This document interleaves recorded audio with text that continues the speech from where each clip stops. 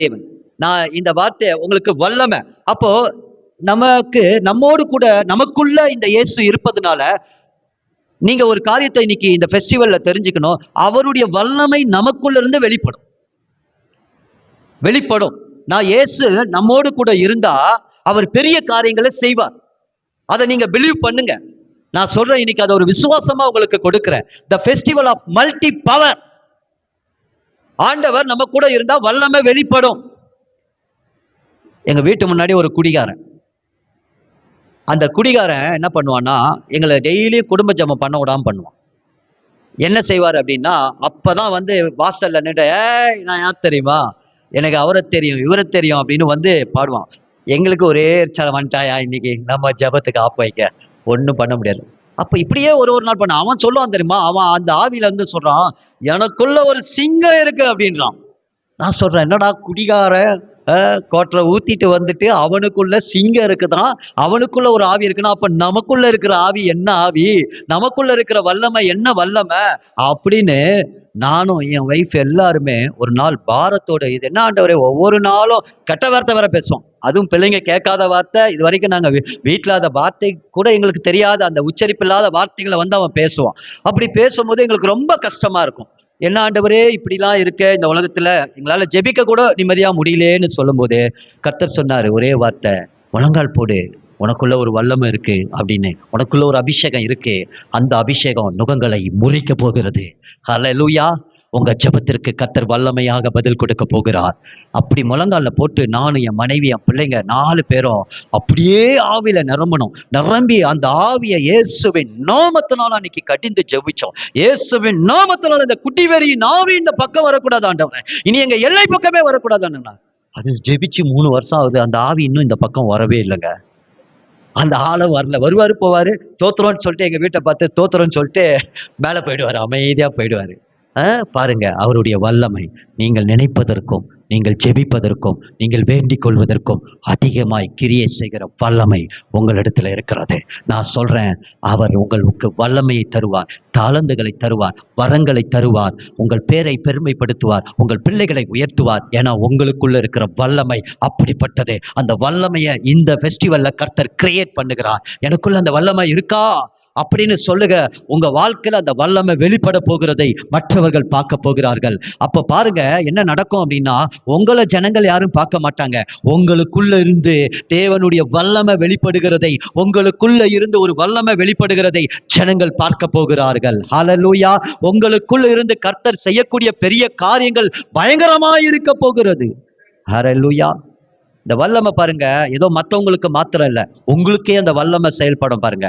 ஒரு சமயம் காலில் பைக்கு NMS உடைய ஃபாஸ்டிங் ப்ரேயர் ஆகஸ்ட் மாதம் முடிச்சுட்டு நான் போகிறேன்.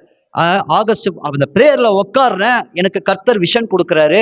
பெருவரில் இருந்து ரத்தம் அப்படியே சொட்டு சொட்டா கொட்டுது. என்னடா உபவாச கூட்டத்துக்கு வரேன், பிசாசு இப்படி சொல்கிறானேன்ட்டு என்னையே நான் லைட்டாக தட்டிக்கிட்டு இயேசுவின் நாமத்தினால என்னை பலப்படுத்திக்கிட்டு பிரேயர்ல வந்திருக்கிறோம், இது என்ன கெட்ட காரியம் அப்படின்னு. ஏன்னா வேதம் சொல்லுகிறது ஆமோஸ் புஸ்தகத்துல 3ஆம் அதிகாரம் 7ஆம் வசனத்துல, அவருடைய தீர்க்கதரிசிகளுக்கு அவர் ஒன்றையும் சொல்லாமல் அவர் செய்யவே மாட்டார். அப்போ எனக்கு ஏற்கனவே நடக்க போகிற விபத்தை சொல்லிட்டாரு. ஒண்ணு நான் அதை இயேசுவின் நாமத்துல கடிந்திருந்தேன்னு காப்பாற்றப்பட்டிருப்பேன். நான் அதை என்ன ஏதோ ஒரு சிந்தனை விட்டுட்டு நான் போயிட்டேன். ஆனா முடிஞ்சு போறேன், கரெக்டா பைக் ஸ்டாண்டு காலில் தட்டி பெருவரல் அப்படியே பிளந்து கொஞ்சோண்டு ஒரு 1/2 இன்ச்சு தான் அதில் ஒட்டிக்கிட்டு இருக்கு. எனக்கு சுகர் வேற இருக்கு, அது பாதிப்பு வேற எனக்கு இருக்கு. அந்த டைம் வேற ரொம்ப கொஞ்சம் அப்பில் வேற இருந்தது. அப்போ போனேன். அப்போ அடிபட்டுருச்சு. நான் என்ன பண்ணேன், டாக்டர் வீட்டுக்கு போல. மத்தியானம் 2 மணி, எந்த டாக்டரும் இல்லை. நேராக போனேன், மெடிக்கல் ஷாப்புக்கு போனேன். அந்த ட்ரெஸ்ஸிங் பண்ணுற டின்ச்சர் எல்லாமே அந்த பொருள் எல்லாம் கேட்டு வாங்கிட்டு நான் வீட்டுக்கு போயிட்டு ஒரு சத்தத்தில் போயிட்டு அங்கே போய் நல்லா ட்ரெஸ்ஸிங் பண்ணி க்ளீன் பண்ணி கட்டிட்டு நான் பாட்டுன்ட்டேன். அடுத்த நாள் போய் ஒரு அந்த பென்சிலின் இன்ஜெக்ஷன் மட்டும் ஒன்று பண்ணிட்டு டாக்டர்கிட்ட காட்டுறேன். உங்களுக்கு சுகர் இருக்கு, இதுக்கு இவ்வளோ ஆகும், இதுக்கு ஒரு சர்ஜரி பண்ணணும், நகத்தை எடுக்கணும், எப்படின்னா எப்பா நீ விட்டுரு, என்ன நான் கிளம்புறேன், இந்த நகத்துக்கெல்லாம் வேண்டாம், அது நல்ல மூடி கவராக இருக்கு, நீ அதை வேற எடுத்துட்டு கட்டினா அப்புறம் கால் போயிடும், உங்களுக்கு சுகர் என்னென்னமோ சொல்லுவாங்க காலில் வந்தா பெருவிரல், அதுவும் ஒரு நாள் ஒரு வாரம் ஆச்சு, இதே ட்ரெஸ்ஸிங்லேயே தான் நான் போயிட்டு இருந்தேன். ஆனா ஊழியத்தை செஞ்சுக்கிட்டே இருந்தேன். பர்கூர் ஊழியத்துக்கு போயிட்டு வந்தோம், இதே காலோட போயிட்டு வந்தோம். எல்லாம் முடிச்சுட்டு வந்த பிறகு புண்ணு ஆறல, பச்சையாவே இருந்தது. ஆனா ட்ரெஸ்ஸிங் மட்டும் விடாம பண்ணிக்கிட்டே இருந்தேன். ஒரு நாள் வேதத்தை வாசிக்கிறேன். வாசிச்சுட்டு நான் ஜெபம் போது வாசிக்கிட்டே இருக்கும் போதே கர்த்தருடைய வசனம் வருது. அப்போஸ்தலர் 9ஆம் அதிகாரம் 34ஆம் வசனம். ஐனேவே, பேதுரு சொல்ற, ஐனேவே நீ எழுந்துரு, இயேசு உன்னை குணமாக்குகிறார். இந்த வசனத்தை நான் வாசிக்கிறேன். இந்த வசனம் வல்லமையா எனக்குள்ள போய், என் விசுவாசமா உள்ள போய், அது என் நாடி நரம்புக்குள்ள ரத்தத்துல கலந்து போய் அந்த பெருவிரல்ல போய் அது குணமாக்கிருச்சிங்க. நான் அந்த நேரம் அந்த வசனம் விசுவாசமா போய் அப்பவே ஜெபம் பண்ணேன். இயேசுவின் நாமத்தினால இந்த புண் ஆண்டவரை பட்டு போவதாக, இயேசு உன்னை குணமாக்குகிறார் என்று சொன்னேன். வேற எதுவுமே சொல்ல. பச்சை புண்ணு அடுத்த நாள் காலையில பட்டு போச்சுங்க. இப்போ அந்த புண்ணு இருந்ததுக்கான தழும்பே இல்ல. டாக்டர் நாவுகள் எல்லாவற்றையும் மாட்டான். நான் ஸ்பெஷலா எந்த ட்ரீட்மெண்ட்டும் எடுக்கல, எல்லாமே மாறி போச்சு. சுகர் வேற அந்த டைம்ல 300 இருந்தது. புண்ணு ஆறுறது கூட சாத்தியம் இல்லாத ஒரு சூழ்நிலை தான். ஆனால் உங்களுக்குள்ள இருக்கிற வல்லமை அப்படிப்பட்டதா இருக்கிறது. ஏனென்றால் அவருடைய நாமம் வல்லமை உள்ள நாமம். அந்த வல்லமை உள்ள நாமத்தை நீங்க எடுக்கும் போது கர்த்தர் உங்களுக்குள்ள கிரியை செய்வார். உங்கள் மூலியமாய் மற்றவர்களுக்கும் கிரியை செய்கிறவராய் இருக்கிறார். அந்த வல்லமை உங்களுக்கு கொடுக்கப்பட்டிருக்கிறது. அந்த வல்லமை இயேசுவின் வல்லமை. சபையே, நீங்க ஏன் கலங்கி தெரிய வேண்டும்? நீங்க ஏன் கலங்கி பதட்டம் அடைய வேண்டும்? அந்த வல்லமையை நீங்க யூஸ் பண்ணுங்க. கர்த்தர் உங்களை குணமாக்குவார், பரிபூர்ண சுகத்தை கொடுக்கிறவராய் இருப்பார். ஹல்லேலூயா. ரோமர் 9:17 கூட வாசிக்கலாமா? அந்த வல்லமையின் வார்த்தையை நமக்கு வாசிக்கலாமா? அந்த வார்த்தையை நீங்க பிடித்து கொள்ளுங்க.